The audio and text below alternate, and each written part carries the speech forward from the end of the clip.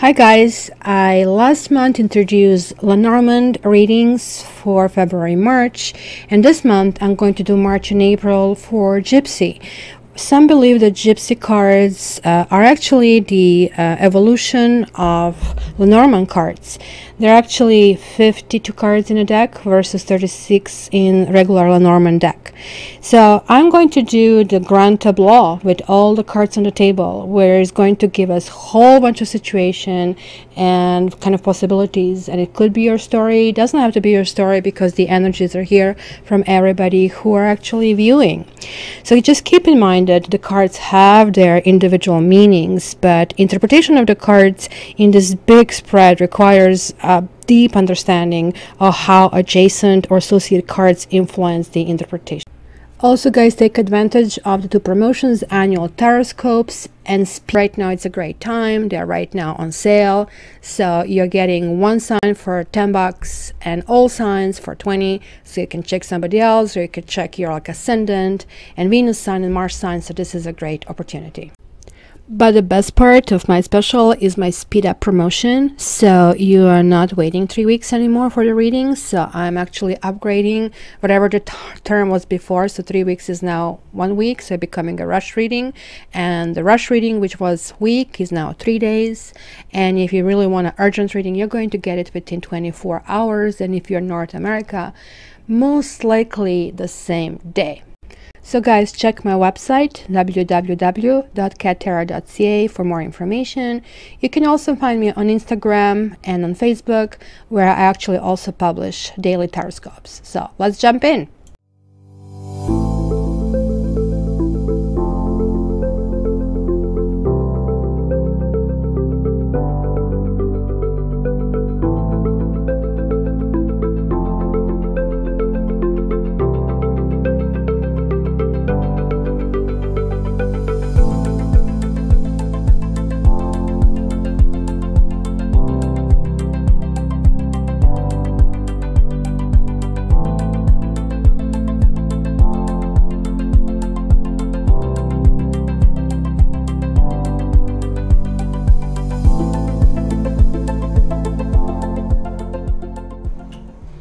Hi Leo, this is Kat, and welcome to your March-April Gypsy Oracle forecast.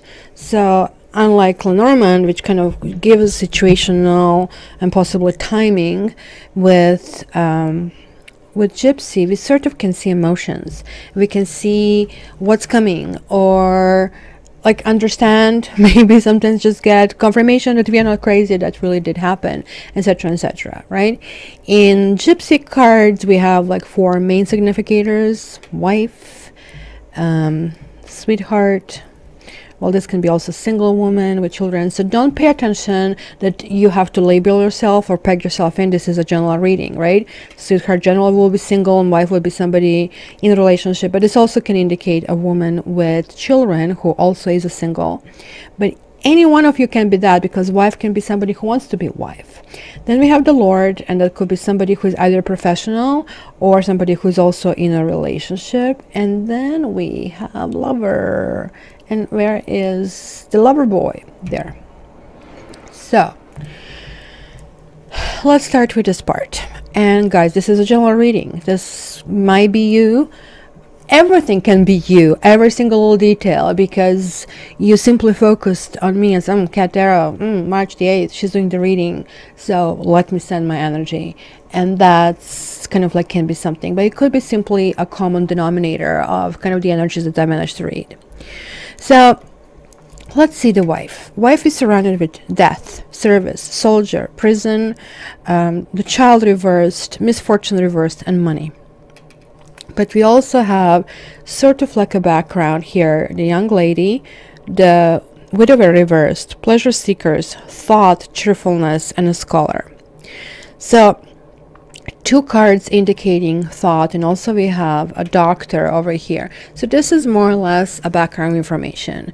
So soldier is definitely talking about some kind of secrets, or being on guard, or holding on to something, somebody being very, very defensive, right? It could even be that some of you are dealing with legal matters and waiting for that and not really getting what you want. At the very least it will be delayed, but still not getting it, because the lover boy is here.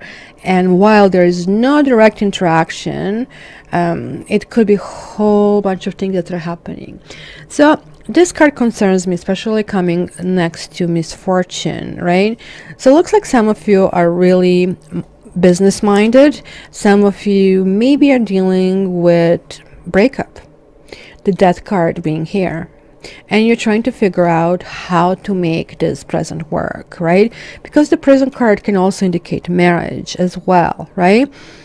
So it's kind of like re-establishment, reaffirmment of who you are, because the child on this side, right next to misfortune, it's definitely talking about somebody who basically had desire for motherhood or pregnancy, and something didn't happen, almost like something turned out to be disastrous. And I don't know if that kind of caused to the issue, the kind of like contributed to the issues in a partnership, if that was the reason for this kind of like delay or something, right?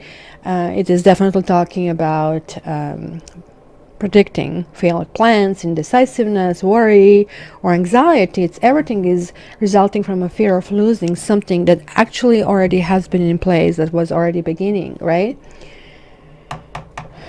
This is also a card of master immaturity. It's some kind of like imprudent or unsafe actions that kind of like result in something that is really costing you dearly.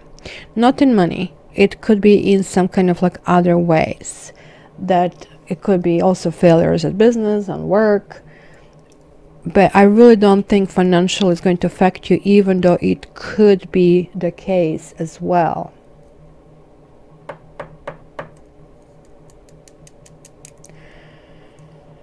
It is definitely about being naive over something. It was a situation that kind of indicated other issues, but you also have the widower here on top of your mind, which kind of like is still something that kind of lingers. And the widower reversed is actually more positive when kind of gets reversed. It certainly, yes, it does talk about loneliness and ruptured relationships, and sometimes it works when it's upright, in ability to deal with consequences of your partner's actions. But when it's reversed, if it's associated with positive cards, but unfortunately we only have a thought here that I would kind of like deem to be positive, right? It kind of signals the end of period of that solitude, the end of that sadness, the end of issues, but also can indicate kind of alternating between the periods of happiness and sadness. And it can indicate that the time for mourning is over and it's time to move on, right? And when it appears with the other negative cards, it just simply tells me about irreparable ending. It's some kind of love that kind of like almost abruptly ends, and it kind of leads to despair. And I'm looking for this despair card, but I do have the death card, and I do have the prison card over here, right? So something is still keeping you stuck in the situation, or maybe you just got out of this period of being stuck from a prison to kind of like a widower, right? Because this card most commonly symbolizes something locked or closed, an inability to kind of break free, right? It can be relatively directly to prison because of theft of money, really, or it can be just like simply spiritual or emotional conditions. This is a time that we need to take for ourselves to basically meditate on mistakes. And it's kind of like self-imposed confinement, I would say. And it could be also kind of being really, really stubborn. And it's kind of closure through tears and sadness. And kind of like shock on something that happened because of the death card. There is also doctor here reversed in a situation, but it's kind of like a side story as well. Something will happen to lift your spirit if you feel, because like there is this card of intimacy and there is a doctor next to intimacy. So, and thought, like something is on your mind regarding that. You're even researching the scholar over here, so you're even researching that something that was connecting to this intimacy, whether this is kind of emotional intimacy or physical intimacy, is something, I guess it can be also the secret. Maybe you cannot get pregnant. Maybe you got something from your partner and you just like really don't want this to come out, kind of a thing. So for the others of you, I do see that there is like this switch between, okay, this is kind of over and what really has happened, to kind of like go through the turbulence, and you're kind of like alternating, as I said, between happiness and sadness, kind of a thing. So some of you are seeking divorce and waiting for it. Kind of like, again, you're very torn because like somehow you still want things to kind of materials and have happy ending, but we have the messenger and the letter both reversed, and the conversations are reversed. So something productive is really not happening over here.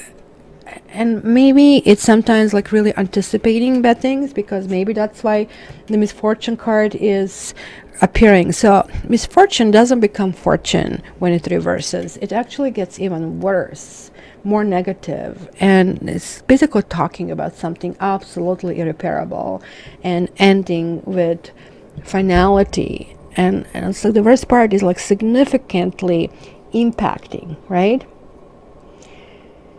That's like definitely something so painful that almost destroys hope for the future. And look at this, it's right next to the priest. Maybe some of you are going through a really painful divorce, or maybe, you know, the problem that I have here is like really close to the wedding and waiting for something.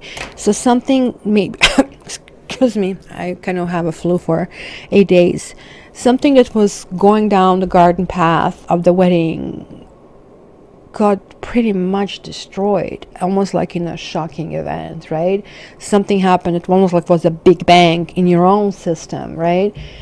And nothing can console you to kind of like this stuff. And yet, and I think especially women, we are raised with all these stupid fairy tales, which I would make illegal, that the prince is going to come and everything is going to change. People do not change unless they want to change. And consistency is the key how to assess a person. So if somebody keeps doing the wrong things over and over again, most likely not only in love, but in every other aspect of love and life, they're going to do the same. So I have this saying, how you do anything is how you do everything. So if I had these cards all sloppy all over the place, or just gave you 2 or 3 different terms about, oh, this card means this and this, I'm sloppy in my job in that case, right? So we have to look at this little small micro details when you're looking about the other people, and they can actually give us macro picture about this person. Most people forget to pay attention to these details, how somebody is treating a server in a restaurant, etc., etc. Now, let's go to the second part of the story. We have the sweetheart, we have lover, and we have the Lord. It keeps telling me again that there was a situation where, you know, there was another person involved. We have a friend, and somebody who we thought was a friend, that kind of like pushes for a spin. We are going into this jealousy, this despair. This is in the other decks called jealousy. This is Gypsy Oracle, which I like better to Vera Sibilla, but Vera Sibilla is basically the system that is behind this, right? So Vera Sibilla being Italian system, Lenormand being French, Keeper being German, and this kind of like being Gypsy kind of like specialty, right? So this is kind of like still in a direct connection to issues that that happened. Some kind of like maybe somebody was a long distance, because we do have the merchant over here that kind of suggests this, which is kind of connecting to some of you. And it was just a bad surprise. But then, is this the friend, the real friend? Because it's surrounded with lack of loyalty. And also with the Steve card, but despair is almost like crowning it, right?